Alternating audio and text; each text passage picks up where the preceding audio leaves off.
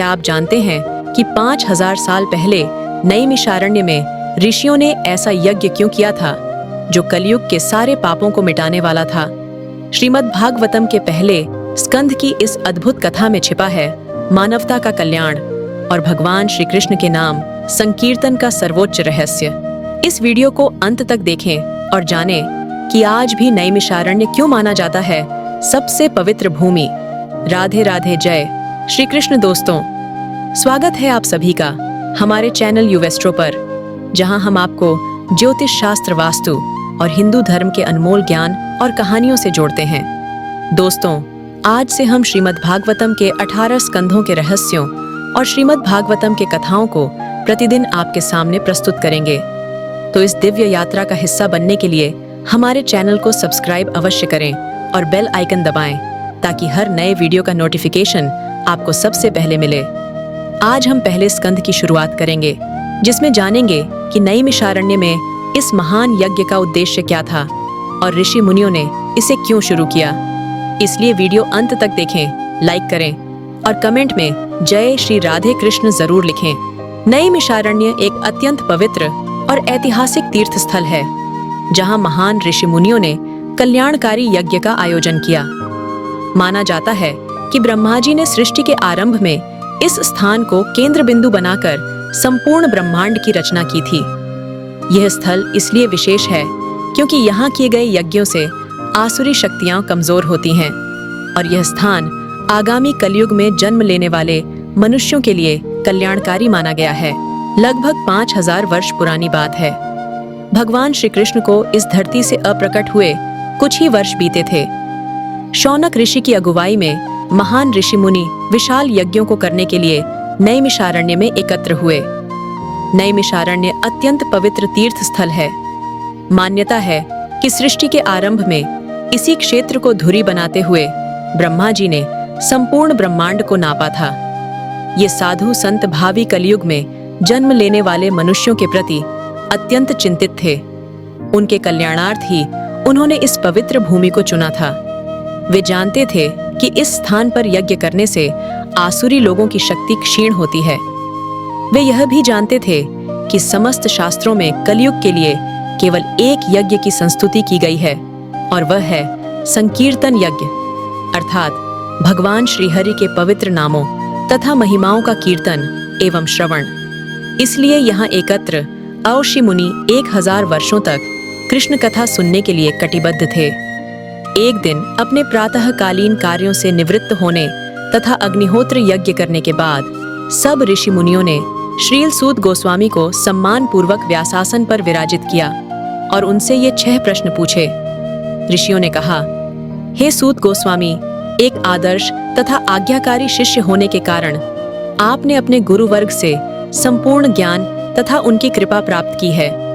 कृपया हमें बताइए कि आपके अनुसार किस कार्य में जनसामान्य का परम कल्याण है।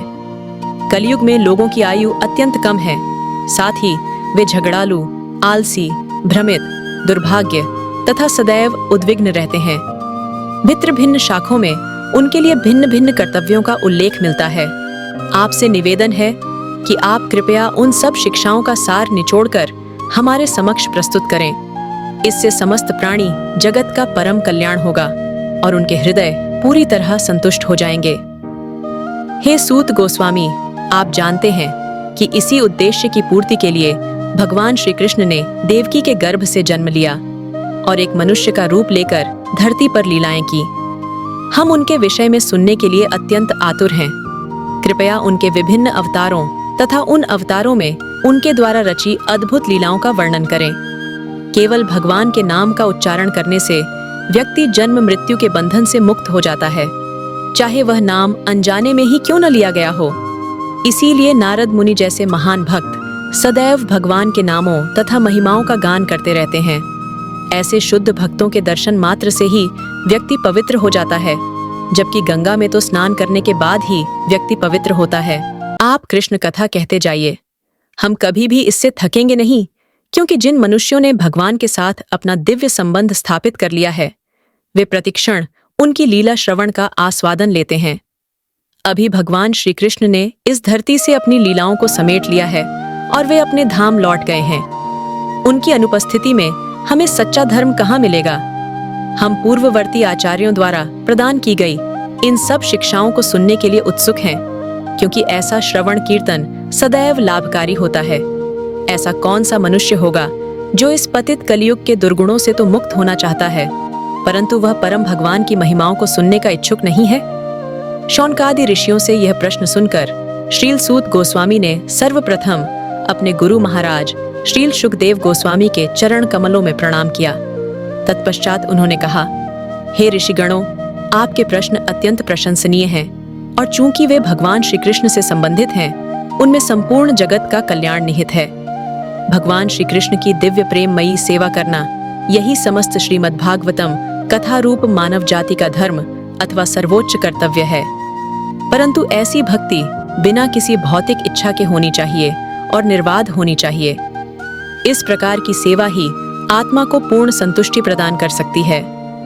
भक्ति योग में किए गए कार्य स्वयं में पूर्ण होते हैं, इसलिए भक्ति योगी स्वतः ही पूर्ण ज्ञान तथा इस भौतिक संसार से वैराग्य अर्जित कर लेता है। हम चाहे कितने भी उद्यम क्यों न करें, परंतु यदि वे हमारे हृदय में भगवान के संदेश को सुनने के प्रति सहज आकर्षण जागृत नहीं करते, तो वे सब व्यर्थ परिश्रम ही हैं। मूल्यवान मनुष्य जीवन आत्म साक्षात्कार के लिए है। हमें इसका उपयोग कभी भी भौतिक धन संपत्ति एकत्रित करने के लिए नहीं करना चाहिए। और इस जीवन में यदि हम कोई आर्थिक लाभ अर्जित भी करते हैं, तो उसका प्रयोग भगवान की सेवार्थ होना चाहिए, न कि निजी इंद्रिय भोग हेतु। यद्यपि परम सत्य एक है, भिन्न भिन्न अध्यात्मवादी इसका अनुभव भिन्न भिन्न स्तरों पर करते हैं। कोई इसे निराकार ब्रह्म रूप में देखता है, कोई कण कण में व्याप्त परमात्मा रूप में, और कोई परम सुंदर सर्वगुण संपन्न भगवान के रूप में। शास्त्रों में इन तीनों स्तरों का उल्लेख मिलता है। जीवन का सर्वोच्च लक्ष्य परम भगवान को प्रसन्न करता है, और इसलिए किसी भी बुद्धिमान व्यक्ति को चाहिए कि वह एक अविचल मन से सतत उनके बारे में श्रवण करे, उनका गुणगान करे, उनका स्मरण करे और उनकी पूजा करे। भगवान श्री कृष्ण के निरंतर स्मरण रूपी तलवार से भक्त कर्म बंधन की जटिल गांठ को काट देते हैं। फिर ऐसा कौन बुद्धिमान व्यक्ति होगा जो ध्यान पूर्वक इस कृष्ण कथा को नहीं सुनना चाहेगा? शुद्ध भक्तों की सेवा करने से व्यक्ति के हृदय में श्री कृष्ण के विषय में सुनने की उत्कंठा जन्म लेती है, और जब वह गंभीरता पूर्वक श्रवण करने लगता है, तो उसके हृदय में विराजमान परमात्मा उसकी समस्त भौतिक वासनाओं को धो डालते हैं। इसलिए कृष्ण कथा के श्रवण को सर्वोच्च पुण्य कार्य स्वीकार किया गया है। जब हृदय में व्याप्त समस्त अनर्थ और अभद्र नष्ट हो जाते हैं, तब भगवान की प्रेममयी सेवा एक अटल सत्य बनकर वहां स्थापित हो जाती है। उस समय काम और लोभ जैसे रजो एवं तमोगुण के प्रभाव हृदय से निकल जाते हैं। व्यक्ति प्रसन्नता पूर्वक शुद्ध सतोगुण के स्तर पर स्थित हो जाता है। उस दिव्य स्थिति में भक्त के हृदय में भगवद विषयक ज्ञान प्रस्फुटित होता है, और वह समस्त प्रकार के सांसारिक संसर्गों से मुक्त हो जाता है। उस समय भक्त अपनी आत्मा के सच्चे स्वरूप तथा भगवान के नित्य सेवक के रूप में अपनी शाश्वत स्थिति को स्पष्ट देख पाता है। इसीलिए अनादिकाल से महान भक्तों ने स्वयं को भगवान श्री कृष्ण की शुद्ध भक्ति के प्रति समर्पित किया है।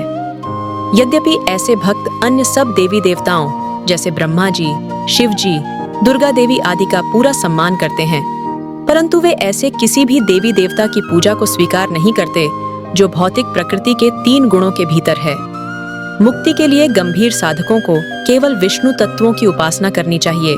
उन्हें ज्ञात होना चाहिए कि केवल भगवान विष्णु ही समस्त ज्ञान, यज्ञों, योग और तपस्या के चरम लक्ष्य हैं। भगवान के राम, नृसिंह, वराह, मत्स्य, कूर्म जैसे नाना अवतार हैं, परंतु ये सब भगवान श्री कृष्ण के अंश अथवा उनके अंश के अंश हैं। दूसरे शब्दों में एकमात्र भगवान श्री कृष्ण ही पूर्ण पुरुषोत्तम भगवान कहलाने के योग्य हैं। दोस्तों, आज के समय में नैमिषारण्य उत्तर प्रदेश राज्य के सीतापुर जिले में स्थित है, जो लखनऊ से लगभग 80 किलोमीटर की दूरी पर है। इसे नैमिष या नैमिष धाम के नाम से भी जाना जाता है। यह स्थान पवित्र तीर्थ स्थलों में से एक माना जाता है, और यहाँ गोमती नदी भी बहती है, जो इस स्थल की पवित्रता को और बढ़ाती है। पुराणों के अनुसार नैमिषारण्य को आर्षि मुनियों की तपोभूमि माना गया है, जहाँ भगवान विष्णु की पूजा और श्रीमद् भागवत कथा का विशेष महत्व है। नैमिषारण्य की खास बात है कि यहाँ भगवान विष्णु के अलावा ललिता देवी मंदिर, श्री नारद मंदिर, हवन कुंड, पंचप्रयाग, व्यास गद्दी, पंच पांडव मंदिर, हनुमान गढ़ी, पंच पुराण स्थित है। नैमिषारण्य स्थित सरोवर में रोजाना हजारों की संख्या में श्रद्धालु डुबकी लगाते हैं। ऐसा कहा जाता है कि यहाँ भगवान राम और श्री कृष्ण ने 86 कोष की परिक्रमा की थी। इसके अलावा नैमिषारण्य में ही महर्षि दधीचि ने अपनी अस्थियां दान की थीं, जिससे देवराज इंद्र का ताकतवर हथियार वज्र बना। दोस्तों, अगर आपको ये जानकारी उपयोगी लगी हो तो वीडियो को लाइक करें, अपने दोस्तों और परिवार के साथ शेयर करें। और अगर आप श्रीमद् भागवतम के अन्य रहस्यों और कथाओं के बारे में जानने के इच्छुक है तो चैनल को सब्सक्राइब करना न भूलें, क्योंकि कल के वीडियो में हम बात करेंगे कि कैसे व्यासदेव जी को श्रीमद् भागवतम की रचना करने की प्रेरणा मिली। तो मिलते हैं अगले वीडियो में, तब तक के लिए राधे राधे, जय श्री कृष्ण।